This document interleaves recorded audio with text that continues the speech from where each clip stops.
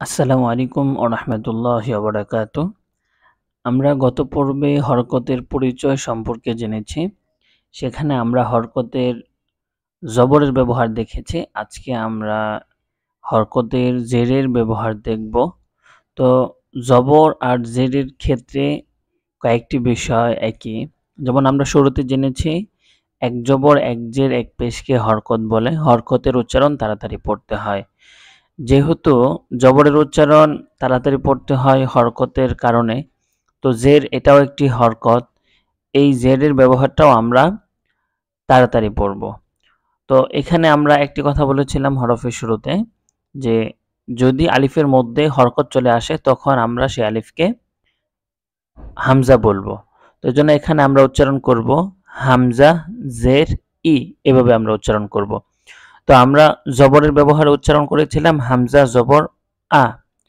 তারপর আমরা বার মধ্যে উচ্চারণ করেছি বা জবর বা, তার মধ্যে পড়েছি তা জবর তা। তো এখানে আমরা জবরের ব্যবহার পড়ব না, এখানে আমরা জেরের ব্যবহার পড়ব। হরকতের পরিচয় পর্ব ২ জেরের ব্যবহার। তো এখানে আমরা উচ্চারণ করব হামজা জের ই, বা জের বি, তা জের তি, সা জের সি, জিম জের জি। জিম একটু শক্ত করে, সা একটু নরম করে। হা জের হে, খ জের হি, দাল জের দি, দাল জের রি, র জের রি, জা জের জি, সিন জের সি, শিন জের শি, صاد জের সি, ضاد জের জি, ط জের তি, জ জের জি, আইন জের ই, غين জের গি, ফা জের ফি, কফ জের কি, কাফ জের কি, লাম জের লি, মিম জের মি, নুন জের নি, ওয়াও জের উই, হা জের হি, হামজা জের ই, ইয়া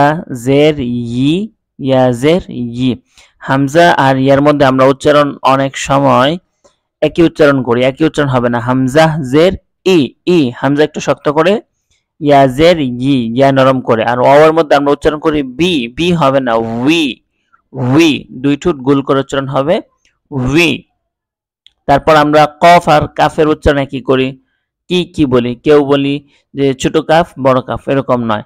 এটা হচ্ছে কফ, কফ, আর এটা হচ্ছে কাফ, কি, কি আওয়াজের মধ্যে একটু ভাঙা হবে।